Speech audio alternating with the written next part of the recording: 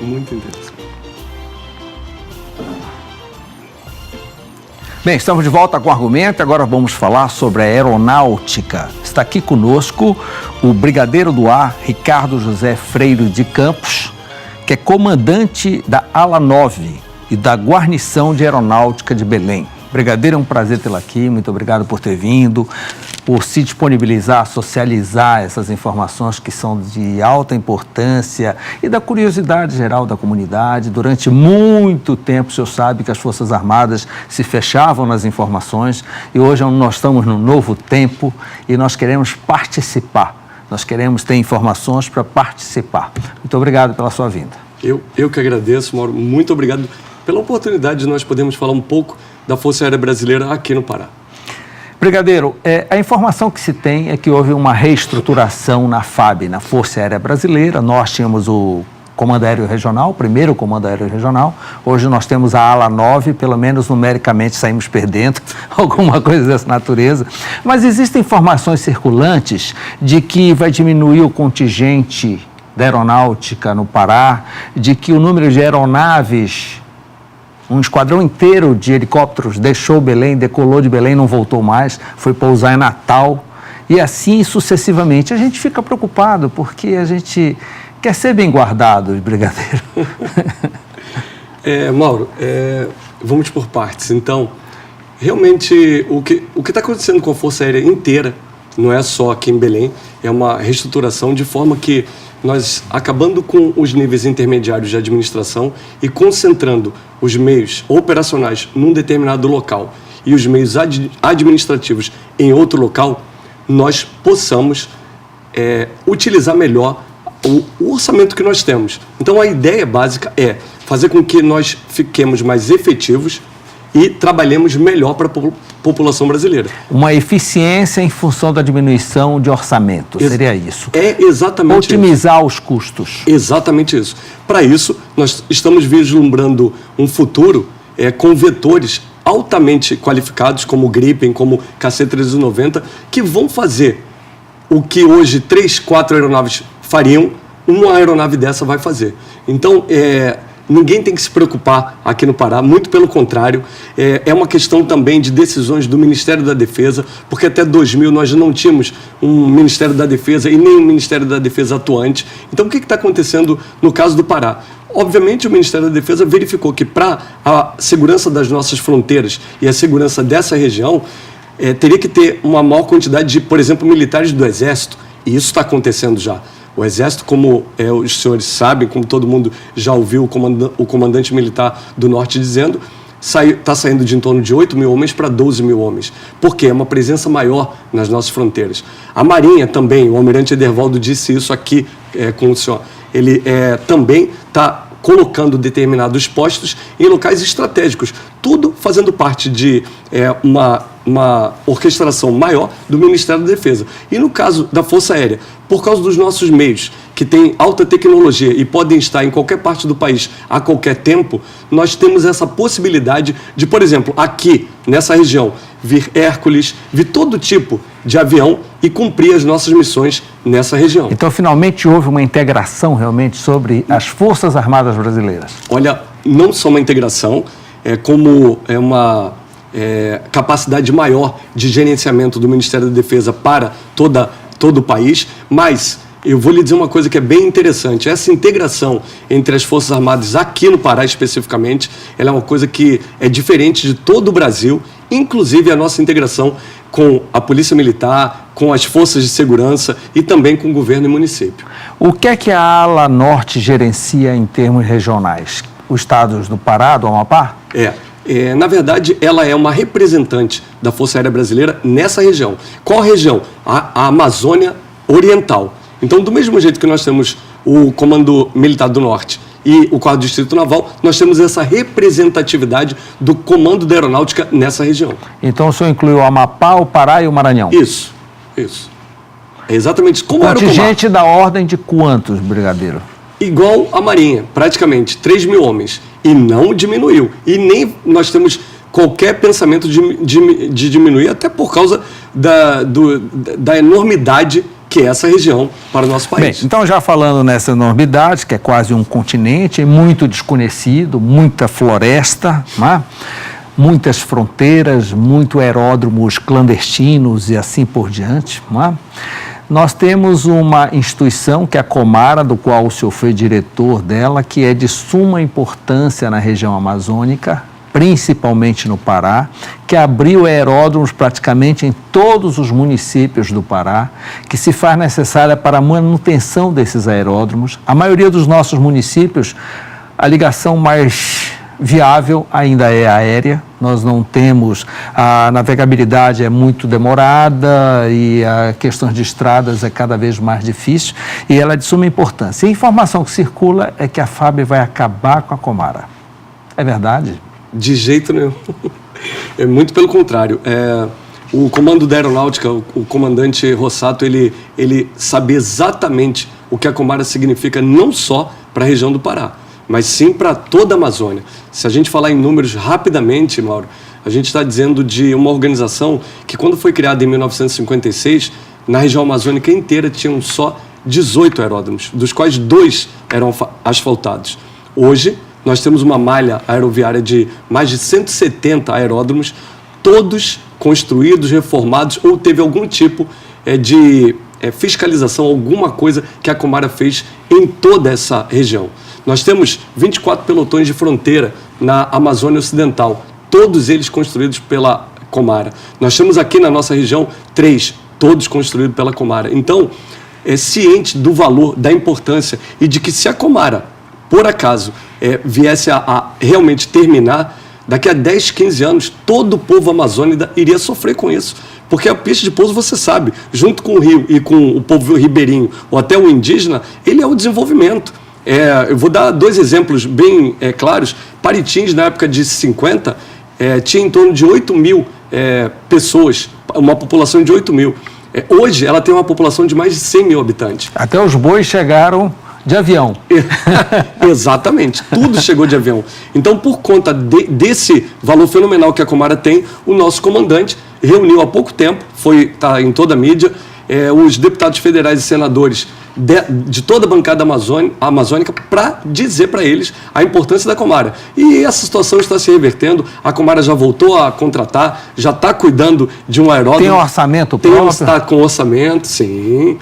Continua com aquela estrutura na Arthur Bernardes? Exatamente, com a estrutura na Arthur Bernardes, lá em Manaus também, e fazendo esse trabalho na Amazônia inteira. Inclusive de manutenção, que hoje é o fator mais importante. Exatamente, não é nem de criação, nem de desenvolvimento de novas pistas, mas principalmente de manter as principais que nós temos.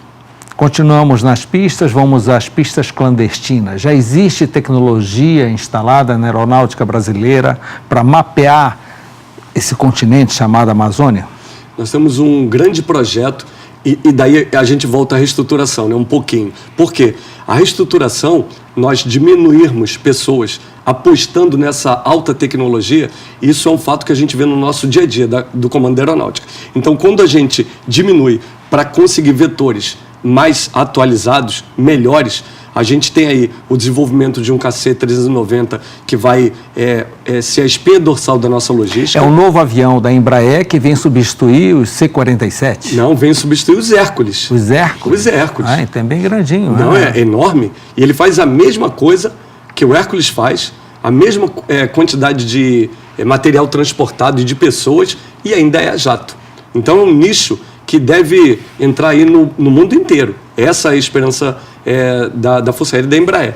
Bem, enfim, tem o KC-390, tem o Gripen e também tem um pesado desenvolvimento nosso em algumas armas, como o sistema de aeronave remotamente pilotada, os nossos drones, e também sistemas satelitais. A Ala 9 está equipada com drones para fiscalizar a Amazônia? O drone é aquela história da aeronáutica poder ir para qualquer lugar. Ele só tem em um local. E quando é necessário, de acordo com a operação, ele vai para qualquer lugar do país. Há pouco tempo atrás ele esteve na nossa fronteira oeste.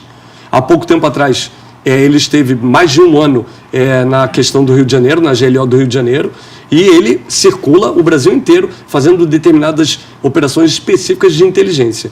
Então, é para isso que serve essa reestruturação, para a gente estar melhor em todo o Brasil, né? Então, no caso aqui do nosso Pará, nós realmente temos detectado não só através de satélite, mas através dos nossos aviões, que são radares e têm essa capacidade, através do CIVAM, que tem aqui em Belém e está fazendo um trabalho maravilhoso para nós conseguirmos não só localizar, mas quantificar essas pistas clandestinas que estão muito ligadas, como você sabe, Mauro, à questão da mineração ilegal, do ouro que tem nessa região. Então, nós estamos mapeando tudo isso daí, inclusive a quantidade de aeronaves que têm feito essa travessia vindo de outros países, da nossa fronteira norte, das Guianas, do Suriname. Está tudo cadastrado? Está tudo mapeado para que a gente possa sempre, com o Exército, com a Marinha, fazer operações específicas de interceptação. Brigadeiro, ainda são muitos? São muitos. Muitas aeronaves nesse circuito? Impressionante, mas elas estão aumentando, não diminuindo. E por isso esse esforço conjunto da gente verificar exatamente o que está acontecendo nessa região e se contrapor. É lógico que com prioridade. Como você sabe, ninguém tem a possibilidade de deixar meios alocados numa região como essa o tempo inteiro. Então nós fazemos por demandas, nós fazemos com muita inteligência e com essa integração com a Polícia Federal também, com o Ministério Público. Por que nós perdemos um esquadrão inteiro de helicópteros, Brigadeiro? Por que foram para Natal, decolaram e não voltaram mais? Eles não eram necessários na Amazônia justamente para esse trabalho tão específico? Então, nós voltamos a falar do Ministério da Defesa. Então, o Ministério da Defesa, o Comando da Aeronáutica, ele vislumbrou algumas possibilidades. E agora eu vou dar uma notícia em primeira mão para o seu programa, dizendo que neste momento foi autorizado, essa semana ainda, é recente a notícia, entre o Estado-Maior da Aeronáutica e o Estado-Maior da Armada, da Marinha, a vinda de um esquadrão de helicópteros, o mesmo helicóptero que saiu daqui, que vai compor a nossa ala 9. E vai ser um plano piloto, olha que interessante e bom para o Pará e para o nosso povo, né? Vai ser um plano piloto que deve ser desenvolvido em outras localidades. Quer dizer, vai como Marinha e Aeronáutica vão agir juntamente neste esquadrão? Exatamente, vai ser dentro da ala, uma unidade da Marinha atuando dentro da ala 9.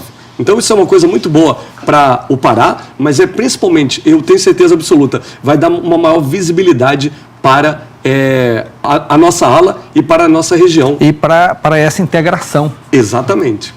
Então, se foi está chegando um e que vai nos deixar num patamar ainda maior de integração entre as nossas forças. Em nível de equipamento, fora aeronaves, está tudo sob controle e tudo dentro do previsto, dentro da atualidade? Mauro, eu não tenho dúvida disso. Nós temos radares de alta capacidade aqui na região, que cobrem o espaço aéreo dessa região inteira, mas cobre também o espaço aéreo do Brasil. Nós temos aeronaves radares que também fazem esse tipo de missão.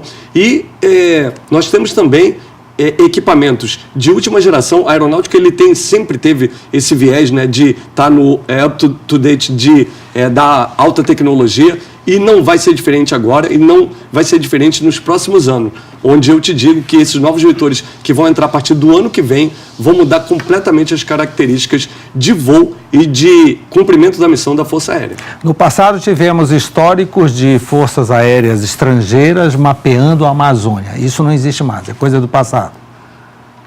Isso é uma coisa que é assim, muito difícil. Eu tenho interesse ainda nesse mapeamento, tenho interesse no que existe no solo amazônico. Em outras épocas eu participei de algumas missões de inteligência que nós concluímos efetivamente que tinha realmente essa capacidade de outras potências vislumbrando o que tinha na nossa Amazônia. Agora, uma coisa nós podemos garantir: o nível de controle, o nível de atuação e o nível de conhecimento do que nós mesmos temos na nossa Amazônia, não dá para comparar com há 10 anos atrás. Então, aproveitando a integração da aeronáutica com a Marinha, eu também vou lhe fazer uma pergunta.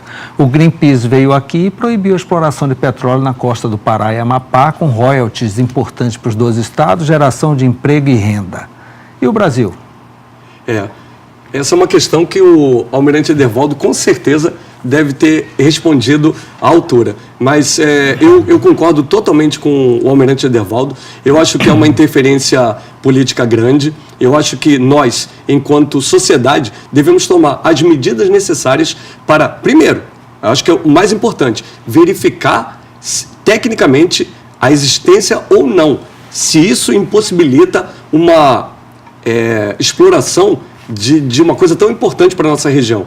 Primeiro, verificar cientificamente e depois nós, enquanto sociedade, tomarmos as medidas necessárias para que a gente possa usufruir desse patrimônio. Brigadeiro, existe uma reivindicação antiga em torno dessa área do Aeroclube que pertence à aeronáutica e que há um trabalho muito forte, liderado até pelo conselheiro do Tribunal de Contas, Nelson Chaves, de transformar aquilo em um parque público. O tempo passou, isso fala-se muito para um lado, fala-se para o outro, de vez em quando cala-se, então eu gostaria da sua informação direta. Eu vou falar direto com o Brigadeiro em que estágio se encontra essa questão. Nós vamos a um breve intervalo e queria que na volta o senhor abordasse esse assunto, ok? Tá? Sim. Eu volto já.